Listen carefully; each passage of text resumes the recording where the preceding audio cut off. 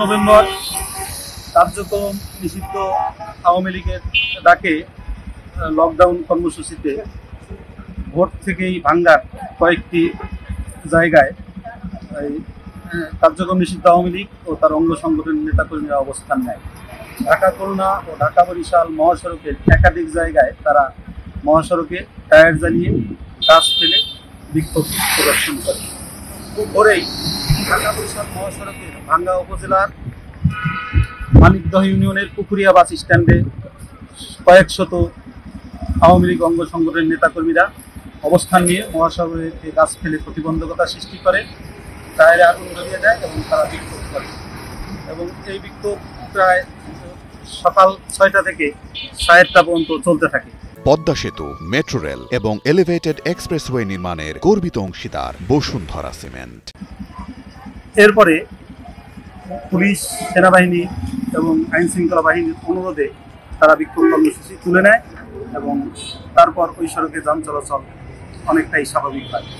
এদিকে ধরে ঢাকা খুলনা মহাসড়কে ভাঙ্গা উপজেলার আরজি ইউনিয়নের সোয়াদি নামক স্থানে এবং হামিরদি ইউনিয়নের মুনসুরাবাদ নামক স্থানে মহাসড়কের 2 জায়গায় পৃথক পৃথক ব্যারিকেড দেয়। এই সময় শত শত ওই আওয়ামী লীগের সমর্থক ও অঙ্গ সংগঠনের নেতাকর্মীরা বিক্ষোভ করে এবং পুরো ওই সড়কে যান চলাচল বন্ধ হয়ে যায়। এই সকাল 6টা থেকে এই তাদের বিক্ষোভ 10টার পর পর্যন্ত চলে।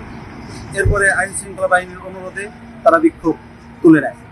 অপরদিকে এই আওয়ামী লীগের এই কর্মকাণ্ডের প্রতিবাদে ভাঙ্গা উপজেলা বিএনপি ও অঙ্গ সংগঠনের নেতাকর্মীরা 10টার পরে ঢাকা বরিশাল মহাসড়কের ভাঙ্গা বাজার বাস স্ট্যান্ড এলাকায় অবস্থান নিয়ে তারা এই ধ্বংসাত্মক কার্যক্রম এবং নৈরাজ্যের প্রতিবাদে বিক্ষোভ প্রদর্শন করতে থাকে।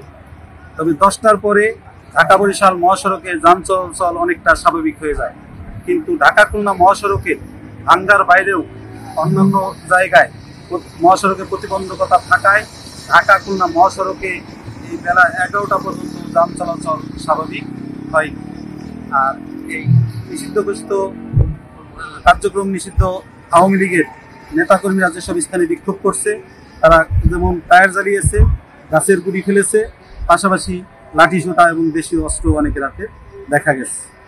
এই ছিল ভাঙ্গার সর্বশেষ অবস্থা।